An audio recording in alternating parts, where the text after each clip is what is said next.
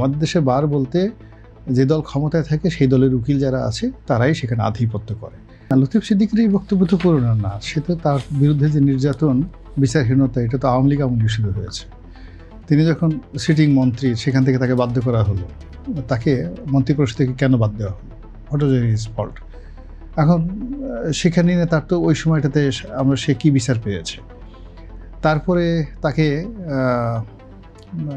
পরবর্তী সময় যে কয়বারই তিনি গেছেন তাতে করে ধারাবাহিকভাবে যে বিচারহীনতা বা জুডিশিয়ারিতে যে মানুষের অধিকার যেটা নিশ্চিত করবে বেঞ্চ এবং বার, তো সেই জায়গাটা তো আমাদের দেশে হচ্ছে না। আমাদের দেশে বার বলতে যে দল ক্ষমতায় থাকে সেই দলের উকিল যারা আছে তারাই সেখানে আধিপত্য করে।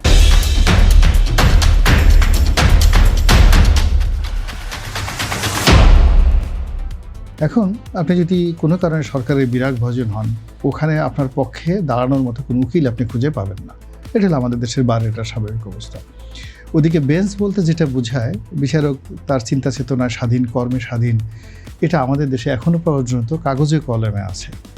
বাস্তবে যেখানে কোনো রকম আকার নাই, ইঙ্গিত নাই, চোখ টিপুনি নাই, কোনো রকম কোনো এজেন্সির কোনো যাকে বলা হয় হুমকি দামকি নাই, সেখানে হয়তো বিচারক দেখা যাচ্ছে যে তিনি চেষ্টা করেন তার নিজস্ব যোগ্যতা অনুযায়ী, ভালো বিচারক হলে ভালো চিন্তা করেন, খারাপ বিচারক হলে ধান্দা করার চেষ্টা করেন অন্য সবার মতো। তো এই সার্বিক একটা অবস্থায় উনি যে কথাগুলো বলেছেন, তার বয়স এখন প্রায় 90 ইয়ার্স, 90 বছর বয়স। এখন এরকম একজন মানুষ নিয়মিত কোর্টে যাচ্ছে, তো একটা সরকার পরিবর্তন হলো, আগের সরকার আমলে যে ঘটনাটা ঘটলো এটা তো খুবই ন্যাক্কারজনক।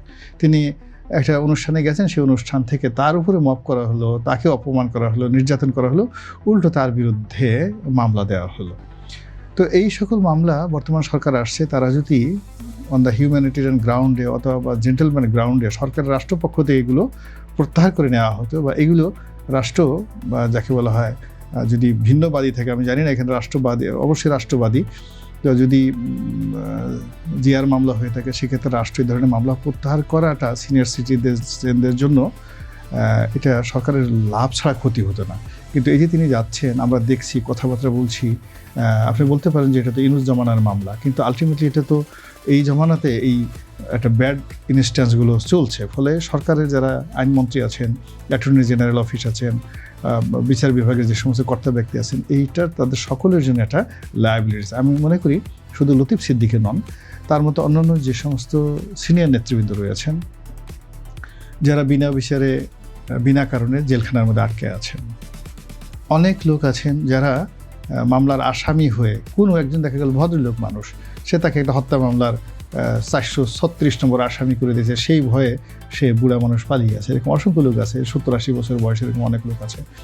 আমার মনে হয় যে সরকার রাজনীতির যে সংকীর্ণতা, এই সংকীর্ণতার ঊর্ধ্বে উঠে এই নতুন প্রজন্মের যে বা নতুন বন্দোবস্তের যে ইতিবাচক দিক সেটাকে স্মরণ করে এই বিষয়গুলোতে যদি একটা কমিশন করে যে ঠিক আছে গত 18 মাসে বা একেবারে প্রথম থেকেই ধরুক যে শেখ হাসিনার জমানা 2009 সন থেকেই এই ধরনের মিথ্যা মামলা কয়টা হয়েছে, এতে সেই মামলাগুলো সরকার কিন্তু প্রত্যাহার করে নিতে পারে। এখানে জামাতের হোক, বিএনপির হোক, আওয়ামী লীগের হোক, এমনকি একেবারে অন্য যে কোনো লোক হোক, নিরপরাধ কোনো মানুষকে যদি সরকার রিলিফ দেয় তাহলে এই সরকারের উপর একটা প্রাকৃতিক একটা যাকে বলা হয় আশীর্বাদ, একটা ব্লেসিং চলে আসবে।